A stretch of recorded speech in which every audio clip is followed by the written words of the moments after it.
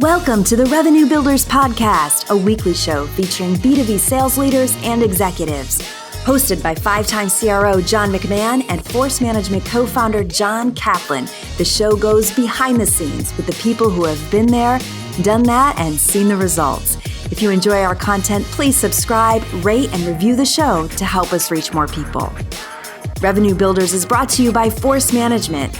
We help companies improve sales performance, executing the growth strategy at the point of sale. Find us at forcemanagement.com. Enjoy today's episode.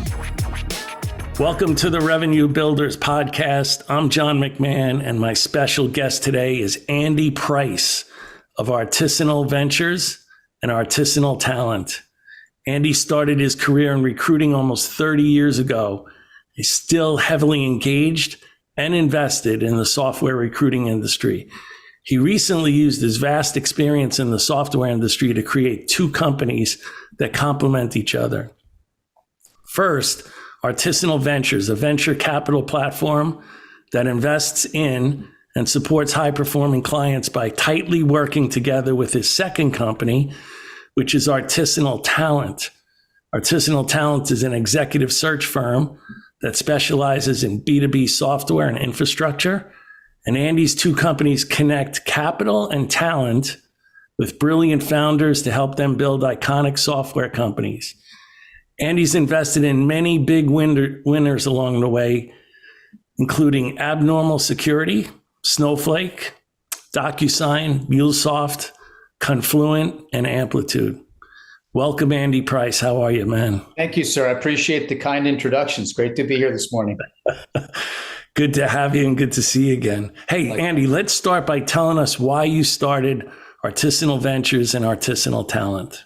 Thank you for asking. Yeah, it was a funny story. I had a very close friend of mine who's far smarter than I am tell me that I was a total idiot. And I was running this big search firm, or kind of co-leading it with a couple of partners. And he said, you spend all your time on these questionable companies. 80% of your time goes to questionable companies. And then you have these Snowflake and DocuSign things. Why don't you just spend all your time on them?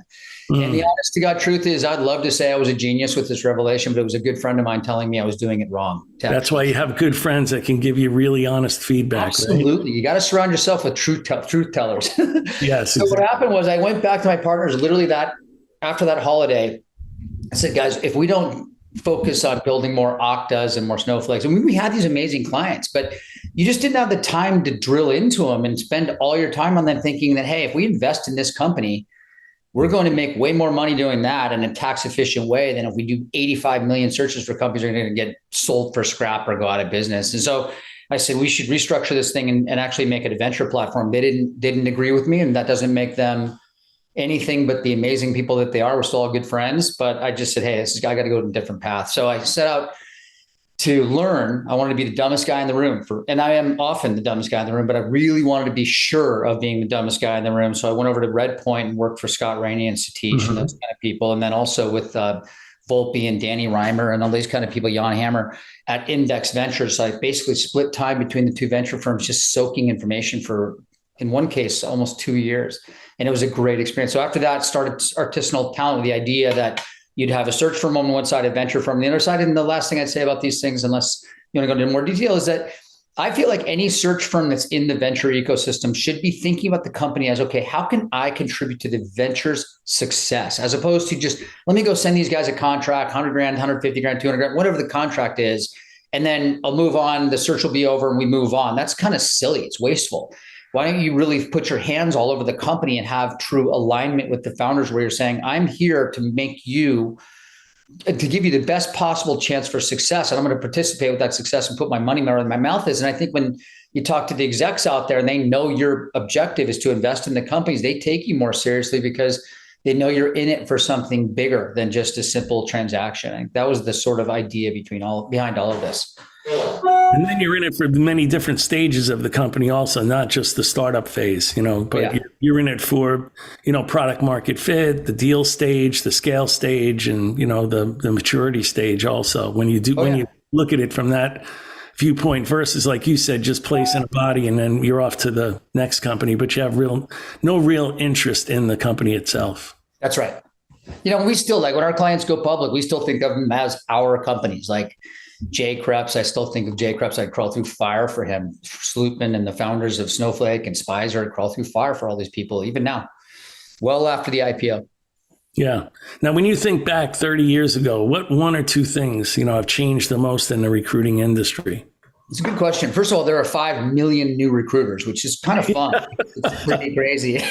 Yeah. It's like you can picture this orc army from, Middle Earth kind of descending on a smallish industry at the time. And now it's a huge industry. And obviously with a huge industry growth that we've had in the last 20 years, you've got a legion of recruiters, which is good because the ecosystem needs recruiters. I think what it needs is more high quality recruiters, but there are plenty. And so I think the industry's changed from that point of view. And I think it's also changed that, you have a lot of niche players now.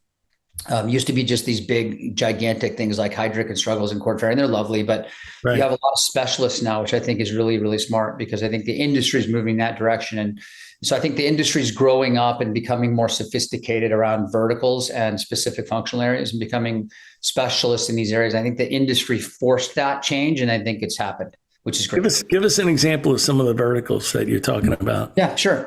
Like a good friend of mine named Michelle Garland, I'll call her out. She's just a lot of fun. She was a partner at Diversa Partners, and she spun off to do healthcare recruiting. She said, all I want to do is healthcare. I don't be pulled into anything else. Started her own firm just to do healthcare as a vertical. You have millions of fintech vertical kind of players. You had a bunch of crypto recruiters, and unfortunately, I think that's not going so well right now, but who knows? It probably will come back. And then you have the B2B players like us and Cole Group and other players like that. So I think that the industry has created this, not fragmentation, but I'd say orientation around specialists. And it can get even more granular than that, where people are in B2B and they're only in enterprise software and they're only in sales, right? So it can get pretty granular from what I've seen. Exactly right. You're exactly right. Yep. And then, Andy, for everything that has changed, what do you think has stayed the same about the industry? Well, I think the industry still has a fair bit of skepticism on it, to be honest with you. I mean, I used to kid people that I'm not sure where we're ranked. It's like you could think of mortgage brokers and lawyers, and then get down the list, and then maybe recruiters were at the bottom of the list in terms of who you wanted to talk to, because the industry got spammed a lot. When you're an exec sitting there trying to grind through a business, you grind through an up or down economy, and you've got a 14-hour day. The last thing you want to do is get distracted by some recruiter calling you for some random topic. And I think that's actually been a problem for our industry for a very long time. When you call an exec, you need to actually have your what together. They need to know very quickly why you're calling them and why they should take your call, no matter who you are. It doesn't matter what kind of name you have in the industry or brand or whatever. You need to be really crisp. And so I think that what stayed the same is I think there are still a lot of recruiters that think of this as a sales business, when in reality, it's actually a highly consultative business done right. And I think that's something we all need to do better with, which is being super intentional, being super targeted, really understanding your client, treating the conversation like you're advising someone on something as opposed to selling it to them, if that makes any sense. No, it does. In fact, that leads to my next question, which is, and I've experienced this, which is, why is it that you think the majority of search firms don't take the time to properly match the candidate to the job position and the job demands? So if people have called me up, I want to be a recruiter, and I've given them an opportunity.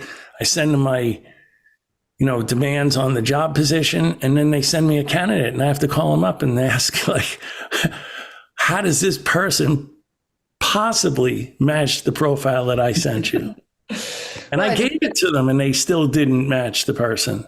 It's this sort of idea. There's an old term called book and bill. And, a lot of people all they want to do is a lot of activity. And they forget that when you confuse activity with progress, you just end up setting yourself backwards, and you end up costing yourself credibility. And that's the opposite of what you want with everybody. You want the executive population to say, hey, this person's calling me, I better take their call, A.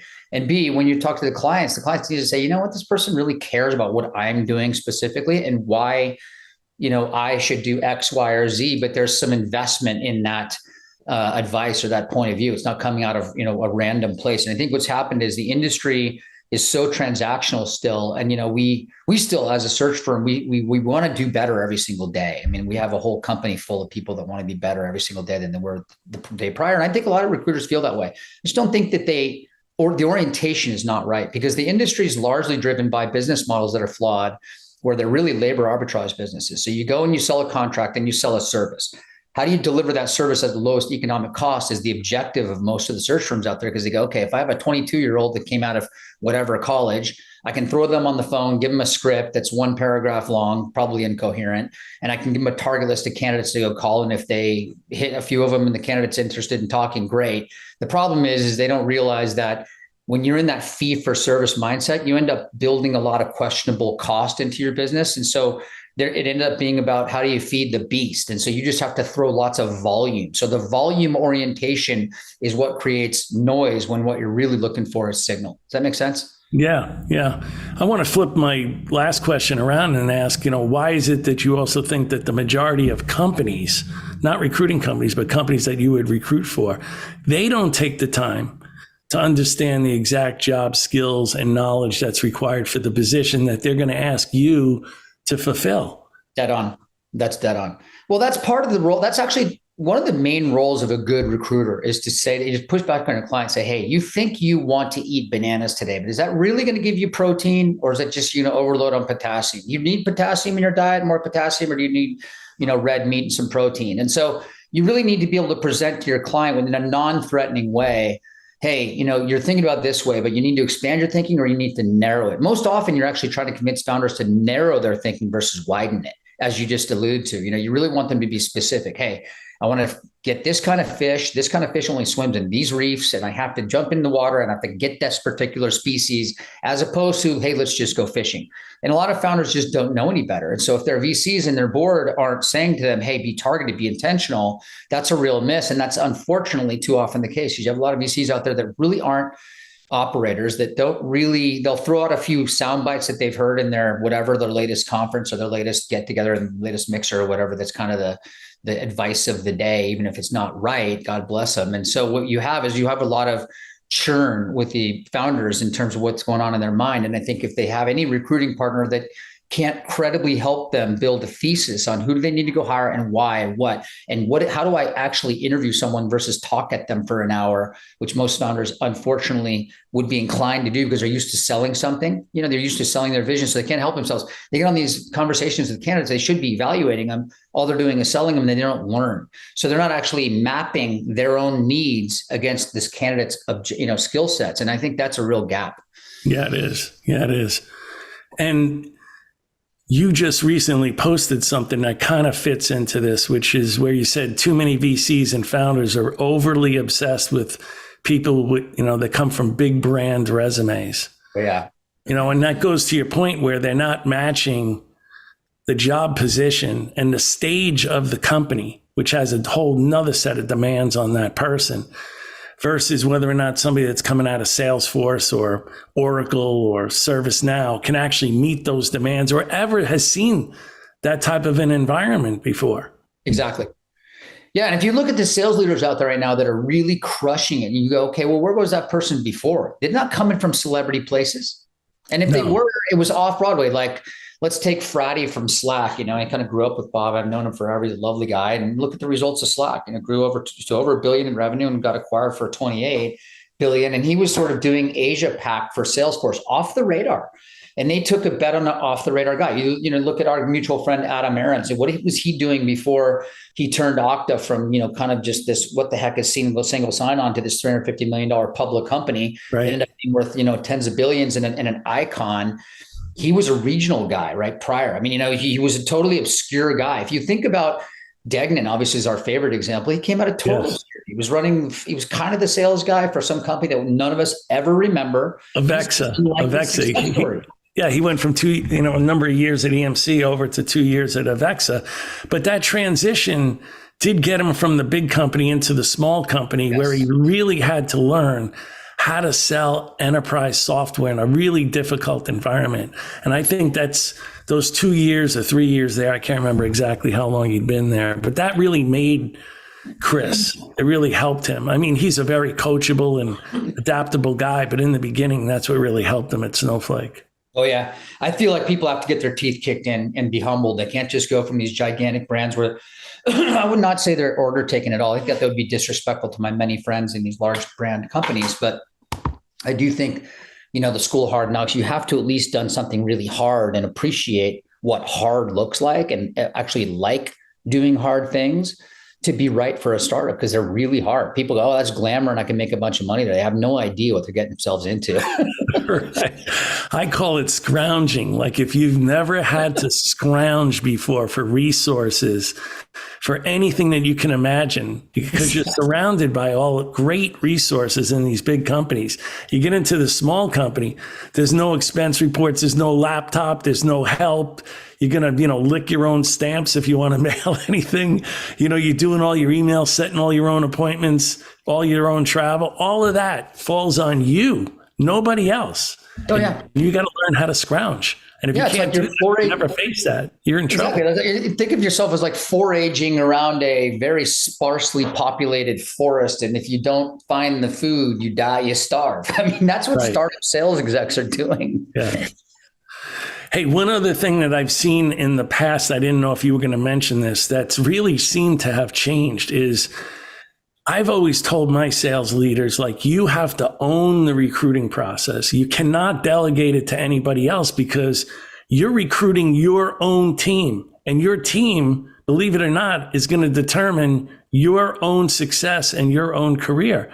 And what you're seeing a lot these days is where sales leaders in these companies are delegating recruiting to HR and other recruiting functions inside the company. Huge mistake. Have you seen that? Oh yeah, totally. It's actually a huge mistake because nobody ever invests heavily enough in HR to do it successfully. As you know, one of the great CEOs of all time, Mr. Slootman, he makes his execs and did the same thing at ServiceNow. The execs are in charge of their own recruiting. The HR team was sort of a central function, as you know, it was more administrative and compliance and comp and benefitsy kind of, it had that sort of orientation. And I love the idea of building your own internal development, talent acquisition muscle. I think that's a really wise move, especially early in the company, to have your own on-site recruiters. But the sales leaders need to drive that process and own it and touch every candidate. I really believe that. Because if you think about a lot of these sales execs go sideways because what happens is the business is going well, then the economy gets a little questionable like it did last in a couple of years. And I won't name names. A really legendary founder actually called me a couple of months ago and said, hey, I love my sales exec. We've doubled or tripled the company every year, but I look across the sales organization and I think half of it is good and the other half is not good. And sort of you could feel that the sales leader got away from owning the DNA that he really wanted across the board. And as you well know, you're only as good as your weakest sales region or your sales rep or your sales process or whatever.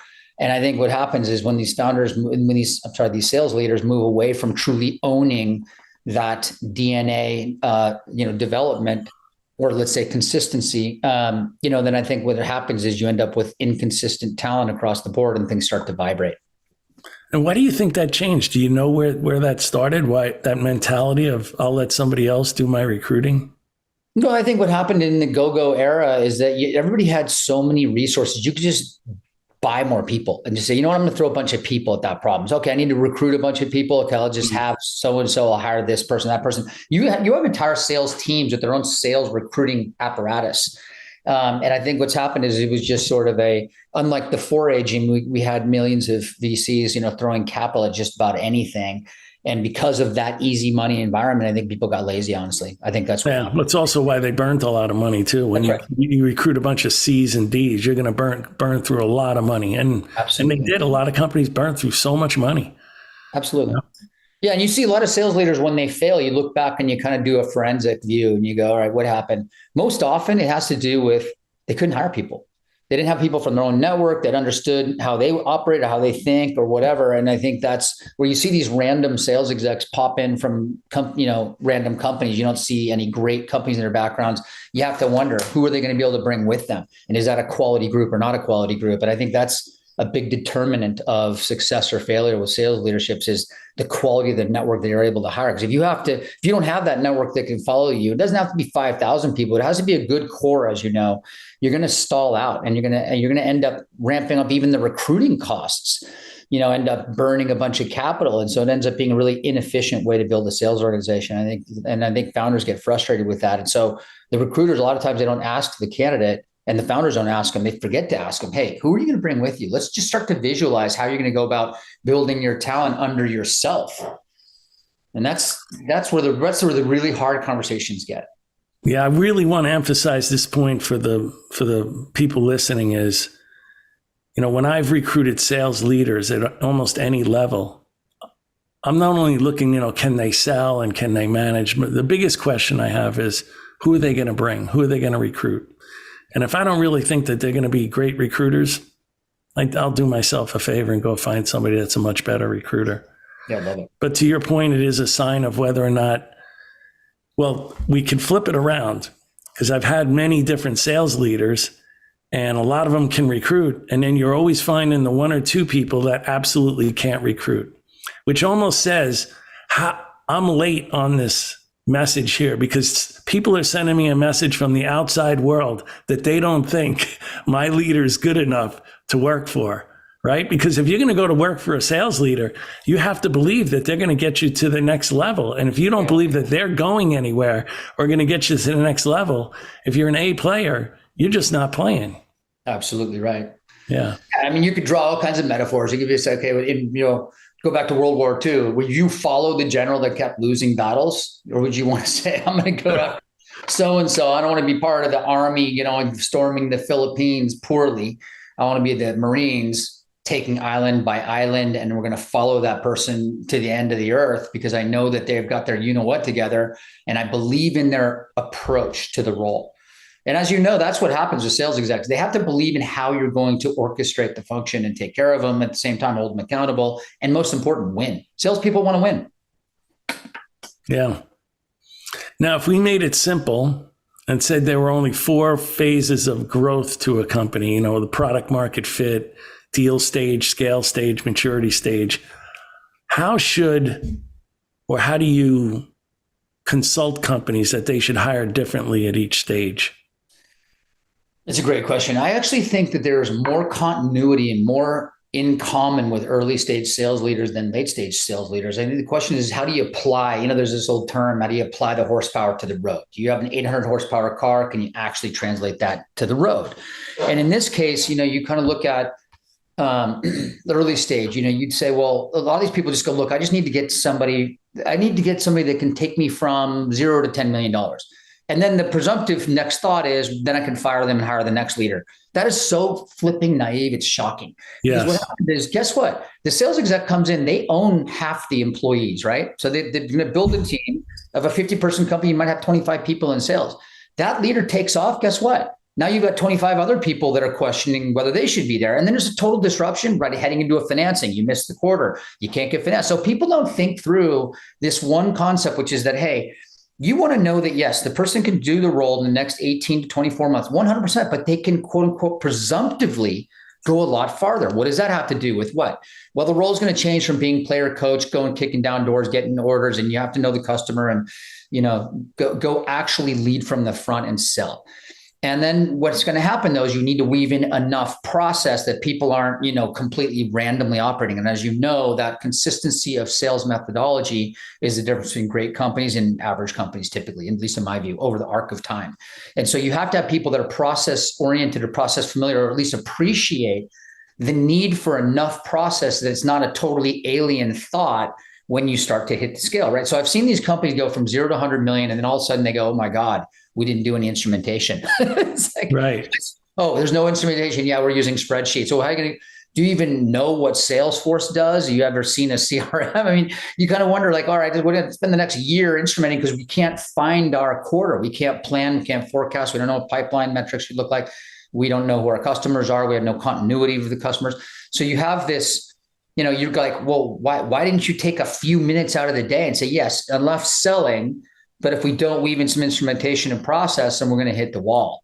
And that's the problem. The lack of foresight and the ability to see around the corner and what's going to be important in 2024 and what's going to be important in 2026, and start to build those muscles early and often. You don't have to, subordinate selling, which is the mission critical work from 0 to 10, as we know, or you're dead.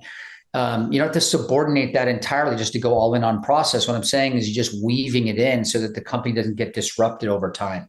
Like if you look at the most amazing stories. Ron, let's take Ron Gabrisco over at Databricks. That guy was there when basically it was nothing.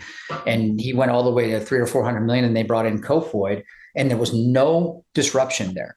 There was total continuity. And Ron stayed on because he complements the new president. That's what you want. You don't want people walking out the door and taking half the employees with them. You want optimal continuity there.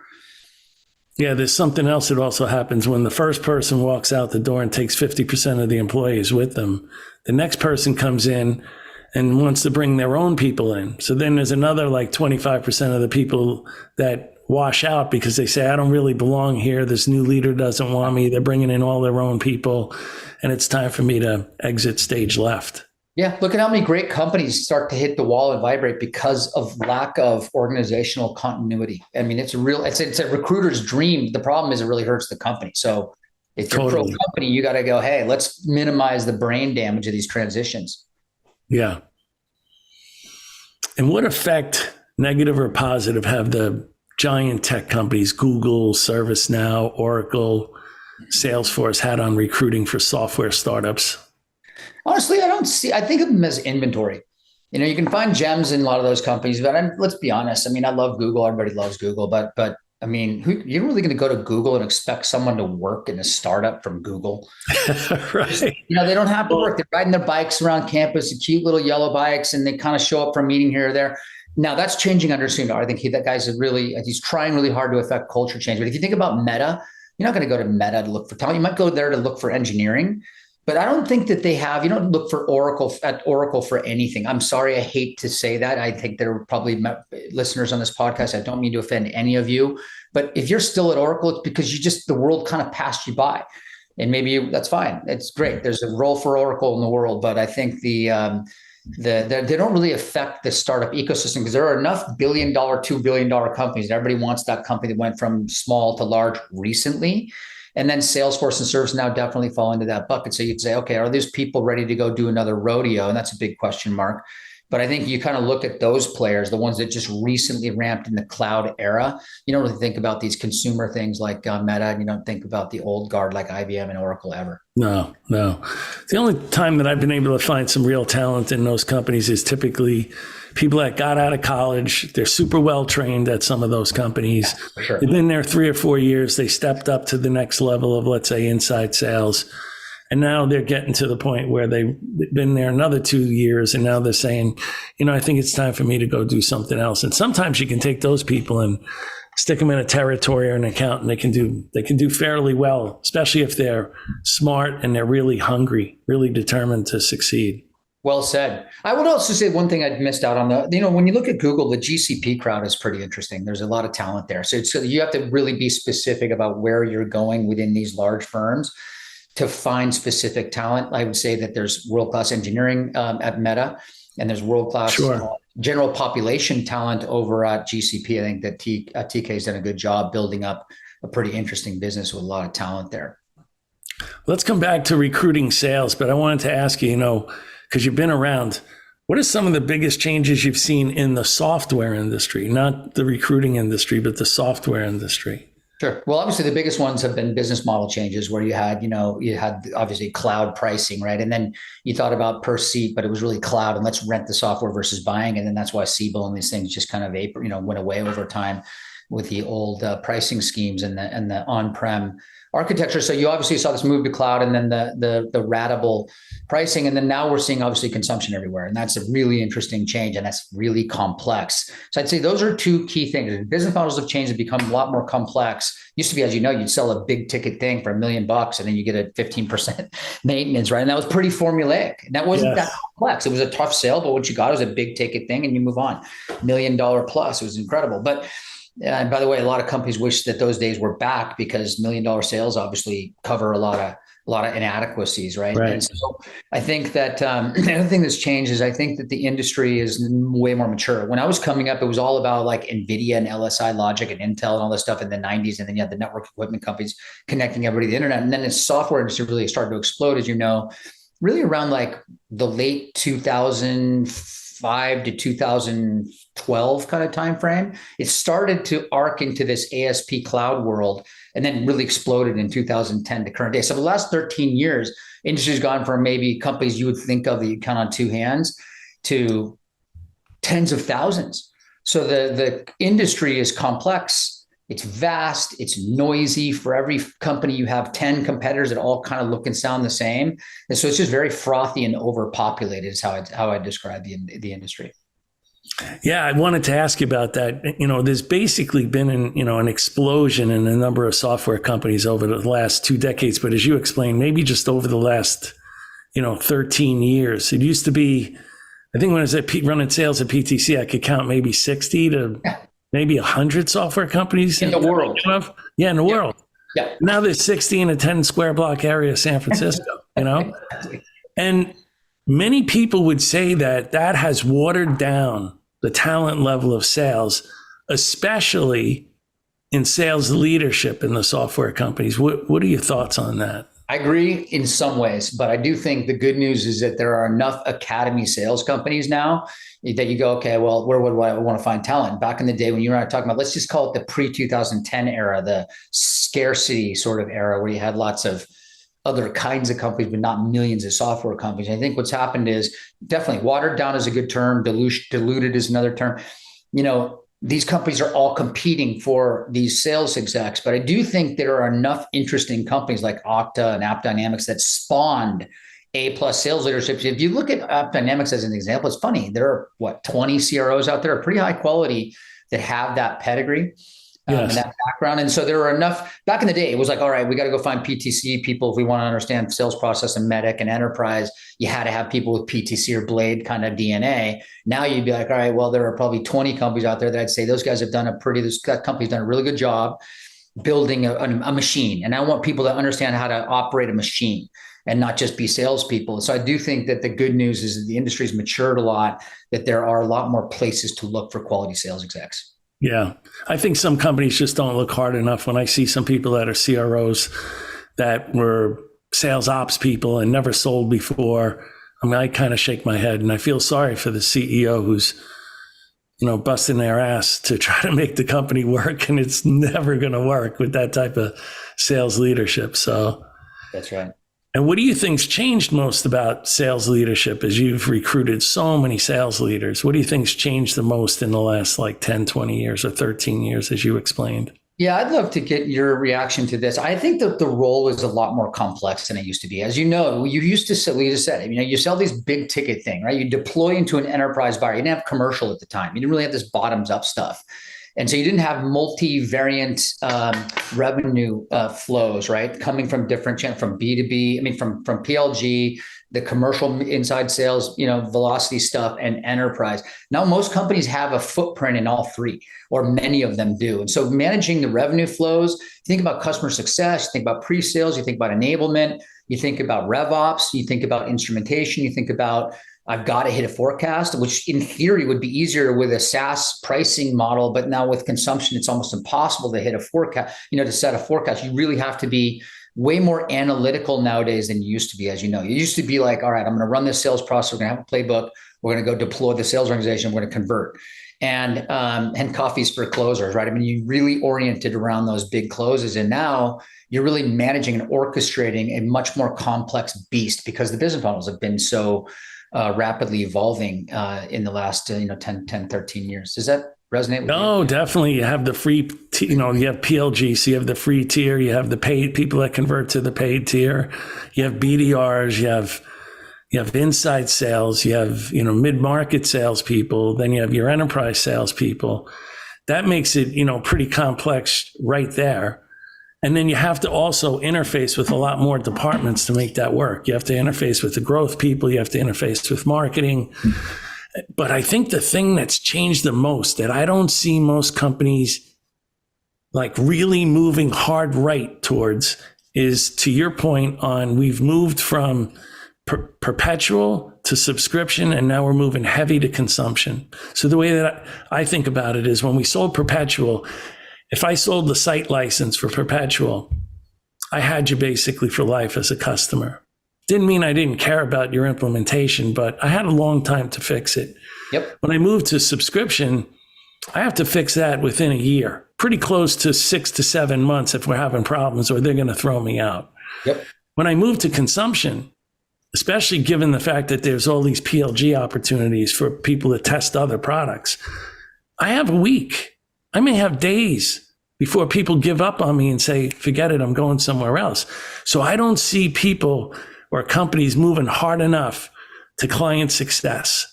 What they're doing is still thinking of client success as a cost operation. They're not thinking about it as the fact that done right, changing the type of people you have from break fix people to having a concierge mentality. Like, I'm going to know what Andy Price does on Monday, Tuesday, Wednesday, Thursday, Friday, and whether or not he uses my system on Saturday and Sunday. And I have instrumentation and telemetry built into the system. I know exactly what he's using. I know if he's using it the right way or the wrong way. And I get triggered from that system to make a call to help Andy Price become a better user of my system. Yeah. I don't wait for break fixed. That is like dinosaur days. But I just don't see enough CEOs moving hard right towards, really putting dollars into client success, which can really help renewal rates, really drive up, upsells and get your net dollar retention numbers way up. Yeah, absolutely. I mean, I think people have to have it's funny. Sweetman used to say, in fact, I'll never forget this when he goes, strategy is overrated. He's like, what you do is you sell into customer pain, and you sell into that pain every single day, 24/7 by 365. And you never take your eye off that customer pain. And I think a lot of people go, oh, customer success, what does that mean? Oh, it means more consumption or more revenue for me, for my employer. And what that really means, as you know, is, okay, if I really have it's a native understanding of my clients, my customers' business. What are they living with? What is their personal success, as opposed to success measured by or defined by how much more software can I sell these people? What you're really saying is, okay, how do I turn that person to a superstar? And we both know that between Denise and Chris in the early days of Snowflake, they profiled out these customers, these data science people, these data users, and then they figured out who the data power users were, and they made those people their obsession early days, even before Frank. And that's why they're still all there, because there's that alignment of objective, which is the customer pain, the customer pain, the customer pain, and what that means. I totally agree with you. Yeah, for sure. Yeah. We're still on sales leaders. When you are recruiting sales leaders, what are the absolute showstoppers when you hear something from somebody that's a candidate? You think, okay, I've heard that so many times, I know that's a showstopper. Yeah, first of all, it's lack of. So if you've never seen world class, I just have no time for you. No offense. You just need to go learn world class and someone else's nickel, not my client's nickel, not my founder that I'm backing, et cetera. You have to have understood the behaviors and the day-to-day thought processes inherent in a world class operation. It's as you know, it becomes a sort of endemic, to some people's brains. Okay, I need to seek excellence, predictability. Can I run a forecast? Can I roll up data? What am I looking at? So you have to have that piece. If you've always been with chaotic sort of B grade companies, there's no thesis. I can't build a thesis around why you can be successful here. It doesn't go to mean you have to have all celebrity things in your bio. I actually love it when people have these teeth kicking, failures actually on their resume. But I also think that, there are a few things you can't live without. People that lack curiosity about process and instrumentation, people don't ask good questions because they're just taking a job, right? And they're not actually like buying into the actual mission of the company. I think that when you think about people and their behavior in an interview process, it tells you a lot about who they are. Are they curious? Are they humble? Are they asking the right questions, but giving you a chance to ask them? So it's candidate behavior. So I'd say lack of world-class companies. How do they behave in process? And of course, the referencing piece has to do with, their own personal hygiene in terms of what do they do? Do they get drunk at sales kickoff meetings? Do they act like, HR nightmares, or what's going on with these people? Like, who are they as a human? And it's interesting because if you look around these sales execs now, the sales execs back in the day, as you know, had quote unquote a lot of fun. and now it's like these guys are kind of nerdier by design, right? And you look at the Erica Schultzes of the world, and she's just buttoned down, serious minded. It was a collegiate swimmer in an Ivy League college. You think about these people, and they're not big personalities. They're much more soft spoken, analytical, thoughtful. They want to get it right. They're seeking precision. They're more almost algorithmic in their thought processes. Kofoid is a real business person over at Databricks. He's a very thoughtful, soft-spoken Midwesterner, no bullshit. I think that's, when you think about who these people are, you're really hiring a human with a core set of skills that you hope they'll apply to your client to turn that into a world-class company. So those are sort of 3 or 4 things I look for. But I think also that we already talked about it. Can you bring a network? And I also believe that this is underrated out there. And I think it's a mistake. You have to have something you're bringing to the table. You're bringing to the party. You can't go from like an apps company that's a $10, a month pricing thing on the Apple, on the iStore or whatever, an app store. You've got to actually have a visceral sense for the customer and what's going on in that customer population. I think like the perfect candidate would say, okay, I understand infrastructure buyers. I understand this. And I came from like this guy, Brian McCarthy from Rubrik's a great example, trained at App Dynamics, went to a hard company in ThoughtSpot. ThoughtSpot was just challenging. It was a good company. It's always been an interesting company, just didn't quite break out. Right. He pushed him and put him into Rubrik. And now the thing's $800 million in revenue. And that's because this guy's a mixture of skills. He understands how to be a street fighter, but he's also trained by some of the best sales leaders out there on process and methodology. So I feel like that's that kind of other dimension of sort of, hey, do I have a visceral sense for how to sell to an infrastructure type of buyer? It doesn't have to be the exact same buyer persona, but in the same zip code, if that makes any sense. You don't want somebody that's selling HR tech to the talent team going and trying to sell against VMware or some other kind of monster, right? Big infrastructure thing. And so it's going to be harder. So the amount that the extent that you can de-risk a hire because you think that they're going to be faster to ramp and faster to impact. So that whole time to impact concept for me is really important. It's like if you people go, I'm not going to change anything for a year. You're like, you're kidding me. Your company's going to be completely different. You'll get fired in 3 months if you don't want to change anything in a year. But then you contrast that with these people that drop into companies and they throw hand grenades around just because. So there's a middle ground, right? As you know, where you're going to come in, you're going to study some stuff. Yes. And then you're going to make an impact with the sales team. It's like, wow, I'm glad they got this person. I'm going to stay here. I'm going to follow this new person. I'm going to get my job done because I believe that they're going to win the war for us. I think that's the major thing. It's getting people from completely random backgrounds where you're like, they're not even going to figure out what we do for a year and therefore be a no-up. Those are real risk factors in my mind. Yeah. I want to go back to what you said there because you pointed out that do they know what good looks like? I think that that's also important for the CEO, especially if he's a tech CEO and has never seen what a good CRO looks like. What I've done for a few of them that I've worked with is I knew that they didn't know what good looks like. So they start recruiting people and I think, oh my God, these people are never going to make it. And I turn them down and then the CEO starts to get a little mad at me and I say, hey, I'm going to do you a favor. I'm going to send you 2 guys that are current CROs.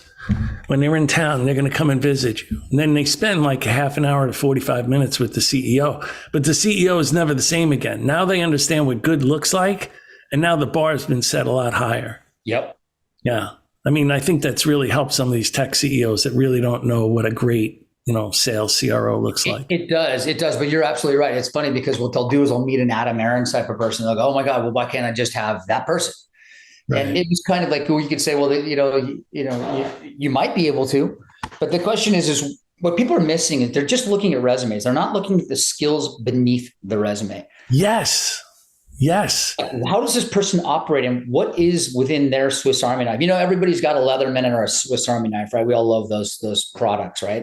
And it's because they're multidimensional. They're in one package. They can do lots of things. And that's what you want in your sales leader. These founders go, oh, well, then I want Adam. And if I can't find Adam, I'm going to wait a year to find an Adam. And you're like, well, you can't have Adam because you're 5 million in revenue. And right. But it's like Adam pre-Okta. Sure. Let's go find Adam pre-Okta. Yes, exactly. Now, very few people have scaled up from startup to, over $1 billion in sales. You and I know one of them, Chris Degnan. And there's many tough transitions and demands, placed on that CRO when they're scaling. And like we talked about before, there's different transition points.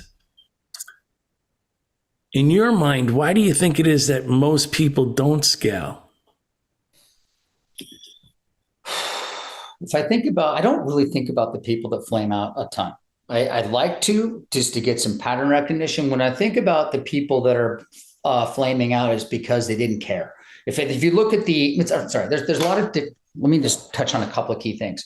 If you game the comp system, you're going to be outed eventually. Okay. I won't name names, but one person I know got blown out of a company at 100 million because he kept sandbagging. And then the whole team would miraculously blow their number out of the water. And then everybody would get comped to an absurd level, which burns up a lot of equity capital, as you know. Yeah. Well, that's almost unethical. Yeah. It is. I really believe it is. But a lot of these founders, as you said earlier, they're not trained themselves. And they don't load their boards up with operators typically. So they've got a bunch of VCs trying to tell them, well, look out for this, look out for that. But honestly, they're blind spots. And so I think what happens is they get surprised. And so I think when sales execs are, when they think too much about the team and feeding the team and how does the team get comped and how do I make my team a cult and how do they follow me through war? Sometimes they'll say, well, let's be transactional, just give more money and then they'll follow me longer, right? As you know, problem is that behavior eventually gets outed and then it becomes sort of, well, the team has a taint to them, right? There's a stain on the sales team because we can't trust them because they're a me first team and they're not thinking about the construct of the company and the entity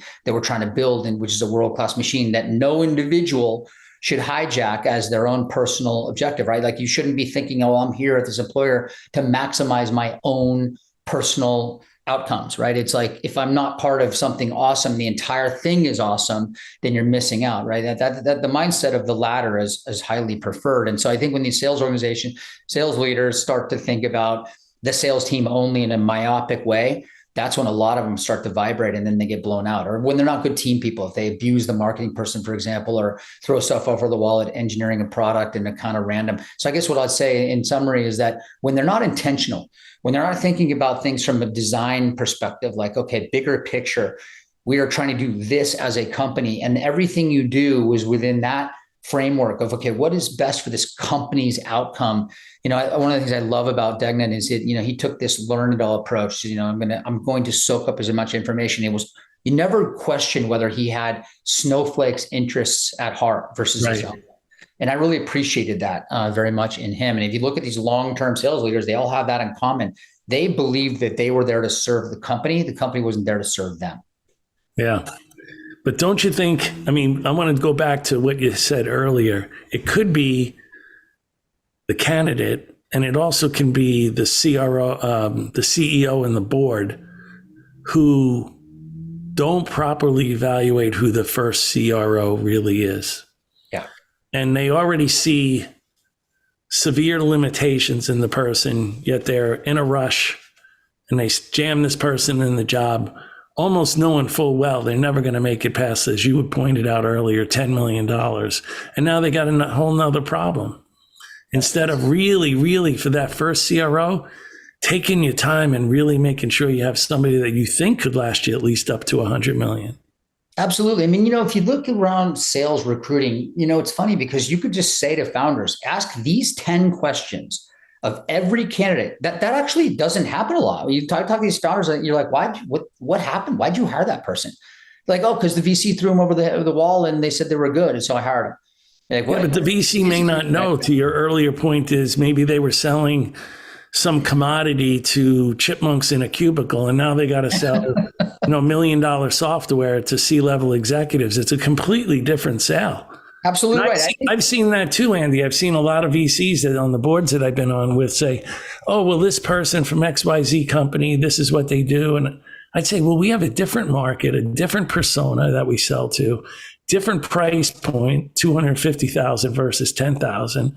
They have to learn all the political atmosphere. They have to be able to get high. They have to build cost justifications. This person selling the $10,000 widgets never done those things before. Absolutely right. And I think what happens is founders should really think through this hard. Look, we all know that product and engineering and marketing are all really, really important too. Sales is where your biggest exposure is, as you well know. And if you get, I think that what happens is founders should go slow to go fast. They should stop and say, okay, what am I looking for? How will I know that person when I see them?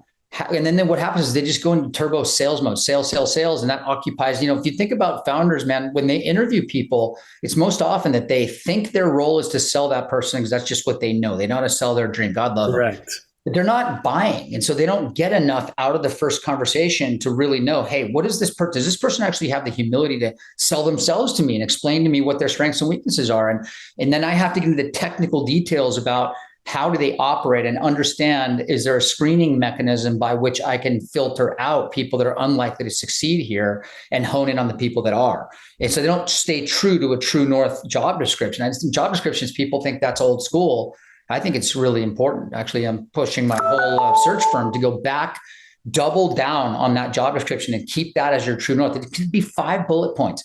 Can they do these 5 things inside the next 18 to 24 months, presumptively being able to do 10 more in the 18, 24 months after that? But we got to get this foundation built. And if they have the skills to build that foundation, they should be a candidate. If they do not, they should not. And then be very, very targeted and filtered, as opposed to, how many people can I talk to quote unquote shop the market? You want to shop the market? Think about this metaphor. Would you rather shop at Walmart or Dean and DeLuca? Yeah, right. You want the place with less supply, but it's all good. All high quality. I'm going to get lost in these aisles looking at a bunch of random stuff, and I'm just going to burn time and shop a bunch of volume, low grade crap. No, that's not a smart move at all. You wouldn't want to shop that way. So why would you recruit that way?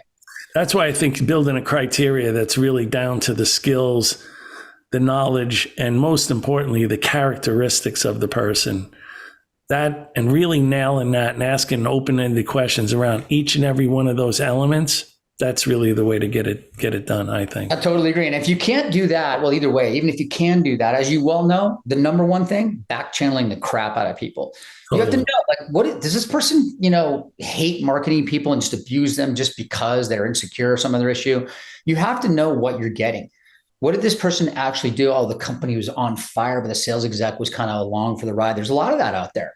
And can this team switch from a peacetime environment to a wartime footing, right? And really understand that this is not an order taking thing. And you actually have to talk to a finance person every 5 minutes to justify the sales and the cost. And it's a harder, higher friction environment now than it was. And so how can people adapt to that? And I think, that understanding who this person really is and back channeling, I could argue that of success, you'd say, well, probably 25% is predicated on the interview process and the evaluation and criteria screening and what have you. Probably 75% is, do you really have the book on this person? There's a book on all of us. Yeah, sure. Of course. Perfect, as you know. And so the question is what's the real book on this person? Can I live with the fact that they're not perfect, but am I cluing in on the things that I know they bring to the table such that I can sleep at night knowing I just hired a person that's going to probably make or break my company? Yeah. Let's switch gears just a little bit, because you've been in the industry a long time. You've seen sales, go-to-market issues. And what are some of the latest trends in sales that you've seen that salespeople should be aware of and maybe even adopt? Or, what are you seeing out there? That's a great question. I think that what happened in the last couple of years is that people realized that if they didn't build an enterprise muscle, they're in trouble, because the mid-market is churning like crazy, as you know. And so I think what happens, people are relying on this self-serve PLG mid-market stuff, velocity, and I'll get to enterprise. But what's happened in the last couple of years is people realize, wow, we looked down on the enterprise sales muscle for so many years because it was less harder. And you kind of thought that's where old school people were. That was not correct. And so what's happening is now you have this gigantic industry-wide scramble for enterprise talent. And it's kind of enterprise people that I know are like, okay, yeah, you should have thought about this a long time ago. And the sales needs have gone from bottoms up to, you better know how to sell to a real buyer. And if you don't, then you're not going to succeed. And I think that's been the major evolution in the last couple of years. It's almost like a wake-up call, if you will. Yeah, I just had a guy on the podcast like 2 weeks ago named Oliver J. He calls it the PLG Trap, because to your point, they get up to maybe even 100 million in PLG and inside sales, and then all of a sudden they realize, wow, we just are not going to scale. I mean, we have to go enterprise. But then the company doesn't have the DNA. They don't have the right attitude. They don't have the right resources or processes in place, and they don't want to pay. They still are cheap, and they don't want to pay these enterprise salespeople, even though they know that's what they need. Absolutely. And they fall into this PLG trap, and then they're in trouble. Exactly. And the other thing is they don't know who their customers are. Like, as you know, if you know, okay, Bank of America uses us for these reasons in these departments and not in these departments. Why is that? How come we can't go horizontally within this customer? And then maybe it's okay to say, okay, of the 5,000 customers we have, what are the patterns that we now know are repeatable, which therefore means efficient? And so we're all seeking efficiency. That's the other thing about sales, as you know, it's all about efficiency, cost efficiency. You can't just use these capacity-driven sales, expansion models anymore, because people will triple click on that in the investing community. Finally, investor community is getting a little bit more disciplined and starting to ask hard questions about how are you fueling this growth? Is this manufactured by way too many reps that are burning massive amounts of capital and not making it, the attainment metrics are pretty anemic? I think that's really changing pretty fast too. Do you actually have a business plan around your sales organization? Will the sales organization generate or burn cash indefinitely? Right. Let's talk about you a little bit. Many my years least favorite topic. It's the only time I can get you to stop in your tracks. No, through your many years of experience, what is now ingrained in Andy's DNA that when you look back 20 years ago, you were like, that's kind of important, but you didn't see how really important it was, and now it's in your DNA? Yeah, I appreciate the question. I think, when you're younger, you just want near-term results. Okay, I want to close this search. I want to make this money. I want to look like a star for 5 minutes. And then, when you think about when you're older, as you know, you're just happy to be, you're kind of happy to be here. You're grateful. You're still alive. You're grateful to be able to make a contribution. You just find yourself a lot more grateful, and you find yourself a lot more responsibility.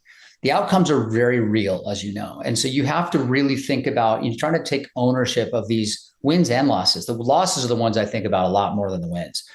And so I think that you really feel a lot of guilt about, hey, this didn't work out. What could we have done better? What can we do about it? And you get almost obsessive about that. So I think that when you really think about your mission, you're really focused on mission later in life. If you've made your money, that's not the thing. It's about, hey, what's my legacy? Am I really doing the best work for founders? And is everything we do geared towards their success? And your customer becomes a god in a way. Our customers are the founders that we work with. They're not the VCs. They're not anybody else. It's the founders that we're trying to build around. And I think the true obsession with them and their long-term success, I think that's the big difference. I would also say I was a complete pain in the ass at a younger age. I'm less of a pain in the ass now, I think. But I think, you kind of grow up and get a little bit more thoughtful as your days in front of you are fewer than the days behind you. I think that's a life revelation that I encourage people to get to, where you're more intentional, more thoughtful, more grateful. Well, also, what you're saying is it's changed from a me perspective to more of a larger perspective on how I'm really helping my customers. And I think that same thing happens in leadership, where when you're younger, it's more about me. And then you realize, if I'm really going to be successful, the only way I'm going to be successful is if I help my team be super successful. If they max out on their comp plans, I'll max out on mine. If they're all getting promoted, it means I'm getting promoted. So absolutely, and you got to look. It's a change in perspective. Absolutely, you got to look across to the marketing people. Be like, how can I lift them up? Can I make them better? Can I make the product team better? Can I make the engineering team better? Can I create connectivity around the whole company, which the company is a delicate ecosystem. It is fraught with risk. We can get blown up any minute. Even if we're Salesforce, we can get blown up. And having this kind of shared mission across your own functional peers, I think that's really key, as you know, too. To being a good citizen is, I think, important. I know it's all cliche, but there's no I in team, blah, blah, blah. But the reality is that the thing will not function if you have a world-class sales organization that isn't bringing along everybody, with them. What's the number one thing you had to learn about you? Humility. Yeah. That's big. Yeah. It was big. And being comfortable with it and learning from it. Yeah. Embracing it. Yeah. Laughing. Learn how to laugh at yourself from the belly, from the gut.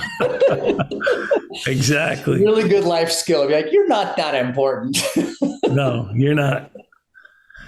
Now, what is the number one thing you think you had to learn about other people?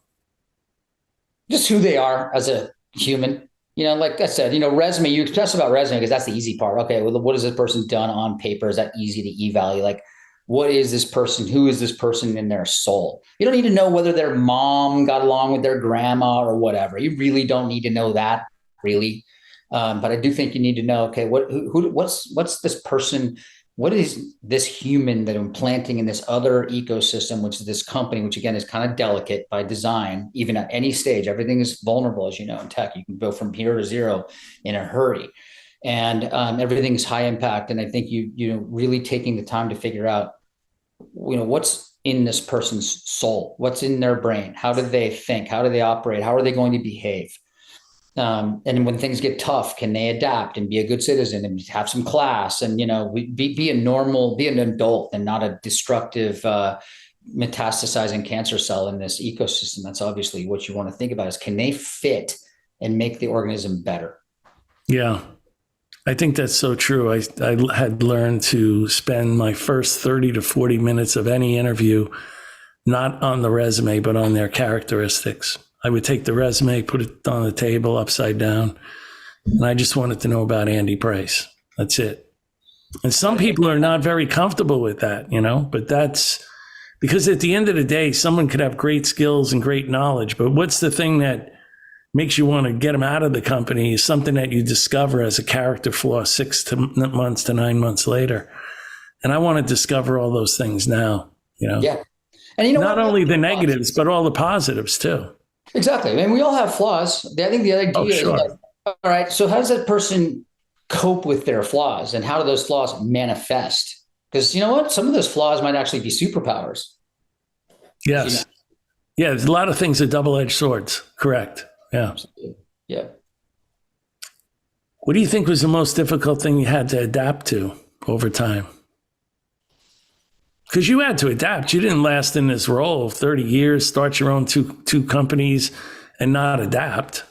Yeah, I think you have to. I think what happens is you have to adapt from this mindset of how much money can I make? How fast can I make it? Mindset to what is my existential purpose? I know that sounds cliched or corny to pretty much anybody who would listen, but I really do believe in that. I think you have to, because after a while you're like, okay, why am I getting up at 5:30 in the morning every day? And why do I think about my clients at 3:00 in the morning? I don't need them financially, but it's actually liberating because you're like, okay, now I have a higher calling. And adapting from a transactional, how do I build my balance sheet, secure my kids' futures, make sure they're going to go to college? Those are very important existential Maslow hierarchy things. But I do think that there's a certain point where you have to switch from that existential stuff to, the day-to-day needs-based things, right? The financial things, to how do I have something that pulls me out of bed really hard, that's way beyond the almighty dollar, that's not financial. And I think making that switch gives you longevity and stamina. I think that what happens is you start to burn out if it's just all about the money. I've already done that before. You hit the wall at a certain point. You're like, I'm just, okay, now I have the money, but I don't have the purpose. And then you fall apart. And then I think a lot of people they fall apart in their midlife because they sit there and they go, okay, well, what is this purpose? It's the classic midlife crisis. I think people have mid-career crises too, all the time. It's part of the whole construct. It's the same thing. And it's a different shade, but it's basically the same concept. And so can you build that existential purpose earlier in your career to make stamina an inert thing and avoid the blow up? I think that's an important thing for young people to think about and plan for. It's really hard to do, to change that ever evolving perspective on things. But to your point, if it's only about the money, it's never going to last, right? Yep. It has to be about something much bigger than the money. And if you can get that perspective and believe in that perspective, the money will follow. Absolutely. And it'll flow a lot more freely too, as you become more zen about the whole thing and you really are focusing on big picture, but delivering your ground game. That's the important delta, right? As you know, you can't just go big picture and be all theoretical and then not get anything done. If your ground game isn't better than ever, your theoretical stuff is going to fall apart, as you know. Yeah. Let me leave you one final question. Any preliminary thoughts on how AI might change the recruiting industry? I think as soon as the customer, i.e. me, really embraces how they would use technology to de-risk a hire, I think that's going to be a moment that's very similar. I've been waiting for a bunch of MIT geniuses to come out and not do Dropbox or Amplitude or one of these companies where they build some next generation software thing, but they actually say, wait a second, how can I score human risk algorithmically? That would be really interesting. And then on the flip side, how can you say, well, this candidate based on these variables, and there are many variables, all of us, as you know, we're all complicated beasts, right? With lots of variables inherent to ourselves that we're bringing to the table. And sort of, can you get enough of a data set together to score success or failure in a meaningful enough way that AI would change the game and just direct all of us? I think that would be a really nice moment for the industry. And I'm looking forward to those. Could be a little scary though, right, Andy? I mean, at the end of the day, like you said, there's some people that might have characteristics that originally designed, you think it's a flaw, but it's a double-edged sword, and it makes them successful. At the same time, it might piss people off inside the company. Absolutely. So you have to really be able to weigh those things. The other thing is, I've seen people that just fit right into my, let's say, program and my processes and all that type of stuff. But then I've always had these people that I call the artists, like 4 or 5 of them that I can think of just in the last company I was at, where they're going to do things that, nobody else can do. They do these things subconsciously because they're artists. They get the biggest deals, but they're not going to fit into the routines of process and measurement and all that stuff. They don't need that type of drive. They need to be able to, they free flow. So that's maybe right. AI would say, this guy's never going to make it in that system, yet I still hired them. I agree with you. They're still some of the most successful people that I hired. So I think we'd have to be really careful on how that thing gets weighed, I totally agree with you. I don't think the machines can accommodate for those X factors that you're alluding to. I think what's going to happen with the machines will help us curate who we should go after more precisely. I think that's what's going to happen. It's more like the front end of the process. Like, all right, of the 10,000 software companies in this 415 area code, how many of them are relevant to this situation? Boom. And you have an instantaneous hit list of 10 companies, right? That they're the A+, things that you want to get to. And I think that time to insight will be shortened in terms of where you should look for the talent. But I agree with that. I don't believe that the subjectivity that you have to have in order to say this person brings the X factor and I knew it when I saw it and it came out of a conversation, I don't believe that the machines are going to be anywhere near that capability for a very long time. Yeah, right. Yeah. Well, Andy Price, thank you, man. It's been a pretty good conversation. It was a quick hour. Great to see you. Thank you very much. Really enjoyed it. Thank you for everything you're doing for the ecosystem. Genuinely appreciate it, sir. Yeah. And congrats on Artisanal Ventures and Artisanal Talent. And I hope you're super successful with that. Thanks. So thank you very much. Appreciate it. You, sir. Have a great week. All right. And thanks everyone for listening to another episode of the Revenue Builders Podcast. Thanks for listening to today's episode. Be sure to check us out at forcemanagement.com.